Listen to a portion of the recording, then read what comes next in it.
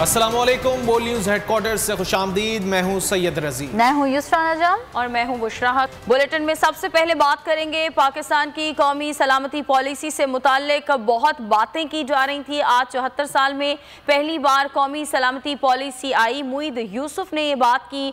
आज बाकायदा तौर पर एक तकरीब का इनेकाद किया गया। कौमी सलामती पॉलिसी का पब्लिक वर्जन कर दिया गया और कहा कि हमने पूरी दुनिया की पॉलिसियाँ देखी हैं। साथ साथ उन्होंने ये भी बताया कि इस पॉलिसी में तालीम पर भी बात हुई है। वज़ीर आज़म इमरान खान ने भी तकरीब से खिताब किया और वज़ीर आज़म इमरान खान ने कहा कि IMF के पास जाना पड़े तो सिक्योरिटी मुतासर होती है, कर्ज मिलता है लेकिन शराइत भी मानना पड़ती हैं और IMF के पास जाना एक मजबूरी है। साथ साथ वज़ीर आज़म ने ये भी कहा है कि हमारी फ़ौज मुनज़्ज़म और तरबियत याफ्ता है जिसने हमारी हिफाजत की।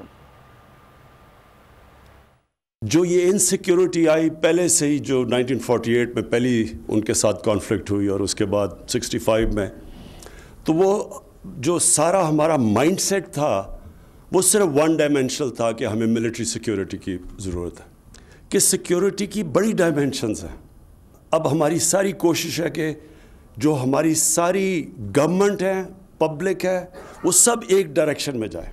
एक इकॉनमी, अगर आपकी इकॉनमी सही नहीं है तो आप अपने आप को सिक्योर देर तक कर ही नहीं सकते। कि हर थोड़ी देर के बाद आपको IMF के पास जाना पड़ता है तो इसका मतलब आपकी सिक्योरिटी मुतासर होगी। और उसकी वजह क्या है कि कभी भी एक कोऑर्डिनेटेड नेशनल सिक्योरिटी का हमारा कॉन्सेप्ट नहीं आया। एक रियासत अपने कमज़ोर तबके की जिम्मेदारी लेती है, वो फिर स्टेक होल्डर बन जाता है उस रियासत को बचाने के लिए, वो असल फोर्स बन जाता है। नेशनल सिक्योरिटी डिवीज़न को खराज तहसीन पेश करता हूँ। बड़ी मेहनत करके एक कंसेंसस डॉक्यूमेंट। पाकिस्तान की कौमी सलामती पॉलिसी से मुतालिक बहुत बातें की जा रही थीं। आज 74 साल में पहली बार कौमी सलामती पॉलिसी आई है। मुईद यूसुफ ने कौमी सलामती पॉलिसी के पब्लिक वर्जन का इजरा कर दिया। कहा हमने पूरी दुनिया की पॉलिसियां देखी हैं। सलामती का ताल्लुक बराह रास्त तालीम से है। मुसव्वदा मुकम्मल करने में काफ़ी अरसा लगा। आज हमारी पॉलिसीज़ आला मयार की हैं। हर शोबे की अपनी सिक्योरिटी पॉलिसीज़ हैं। पूरी दुनिया की पॉलिसीज़ देखी। बहुत कम मुल्क हैं जो एतमाद से, इतने कॉन्फिडेंस से कोडिफाई करते हैं ऐसी पॉलिसीज़ और फिर उसका बेशतर हिस्सा रिलीज़ करते हैं अपनी आवाम के लिए और दुनिया के लिए कि वो देख सकें कि हमारी डायरेक्शन क्या है।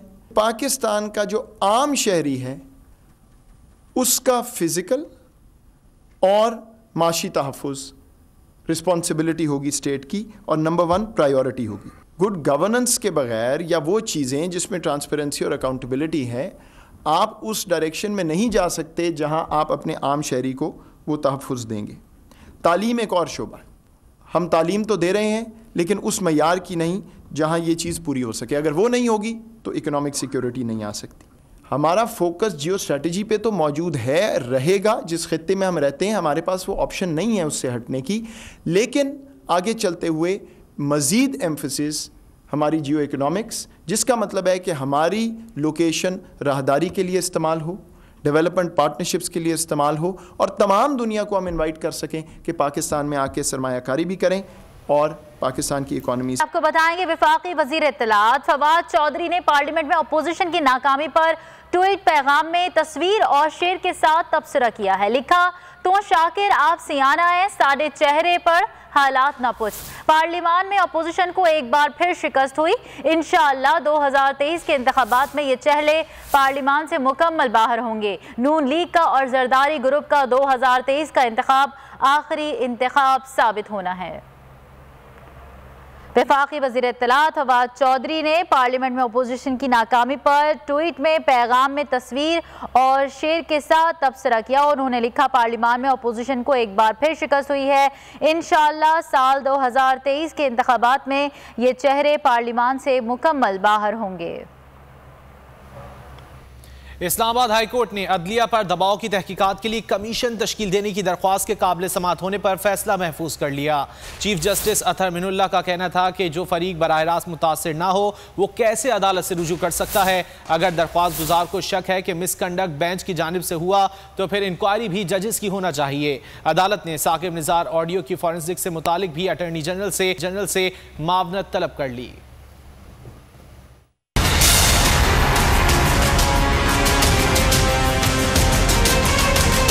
इस्लामाबाद हाईकोर्ट में राना शमीम की बहू अनम अहमद राना की दरख्वास्त पर समाअत। अदालत ने सवाल किया, इनडायरेक्ट मुतासरा फरीक कैसे अदालत से रुजू कर सकते हैं। मुद्दई के वकील का कहना था राना शमीम का बयान हल्फी रिकॉर्ड पर आया। जस्टिस शौकत अजीज सिद्दीकी ने भी मर्जी के बेंच बनाने का बयान दिया। चीफ जस्टिस अतहर मिनुल्लाह का कहना था अगर दरख्वास्त गुजार को शक है कि मिसकंडक्ट बेंच की जानिब से हुआ तो फिर इंक्वायरी भी जजेस की होना चाहिए। वकील ने कहा कि हम सिर्फ मामले की जुडिशियल इंक्वायरी चाहते हैं।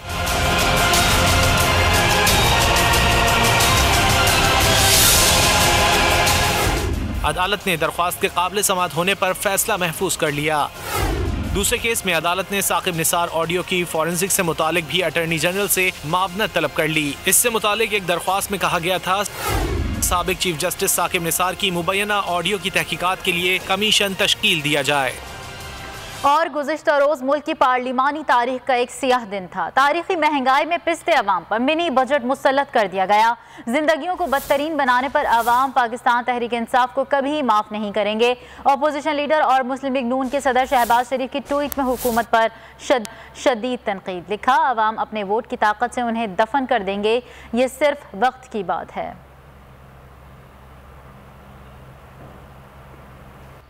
बैंकिंग कोर्ट ने कायदे हिज़्ब इख्तिलाफ मियां शहबाज शरीफ और हमजा शहबाज के खिलाफ मनी लॉन्ड्रिंग केस का चालान FIA को वापस कर दिया और दोनों की हिफाजती जमानत मंजूर कर ली।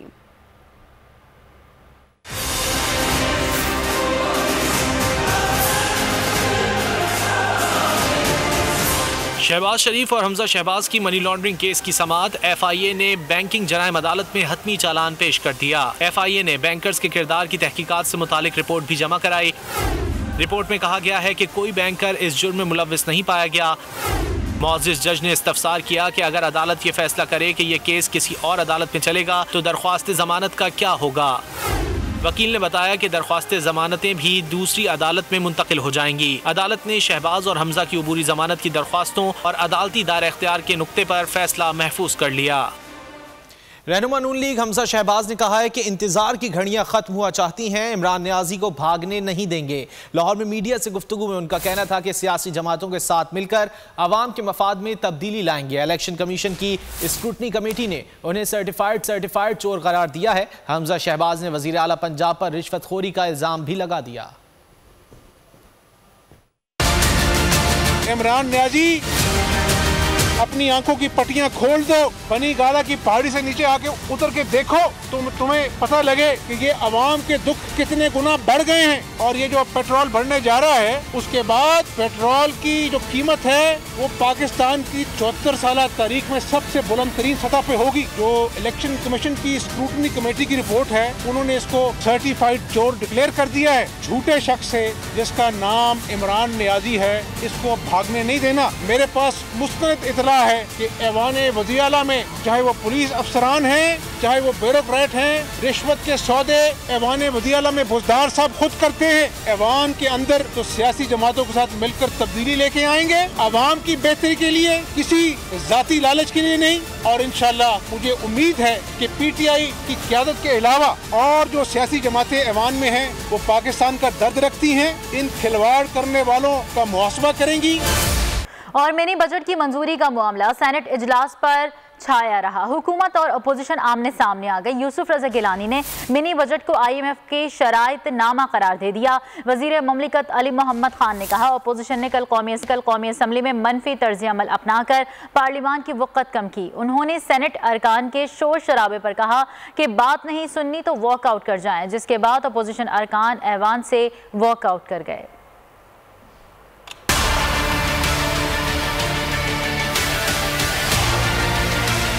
तरमीमी मालियाती बिल पर सेनेट में कर्मा कर्मी। पीपी के सेनेटर यूसुफ रजा गिलानी ने कहा, कल कौमी असेंबली में कानून साजी को बुलडोज किया गया। IMF की शराइत पर बिजली के नरखों में इजाफा किया जा रहा है। कल नेशनल असेंबली में जो बुलडोज किया गया है और इस मिनी बजट के लिए, तो मैं उस पर भी प्रोटेस्ट कर रहा हूँ। जो IMF की कंडीशनैलिटीज़ हैं वो बहुत सख्त हैं और हर माह का इजाफा जो है वो लोग बर्दाश्त नहीं कर सकते। कायदे ऐवान शहजाद वसीम का कहना था, 22 करोड़ आवाम की बात करने वाले खुद 13 मरतबा IMF के पास जा चुके हैं। जब मेजॉरिटी वोट के सब्सक्राइब करें और बेल दबाएं ताकि कोई खबर रह न जाए।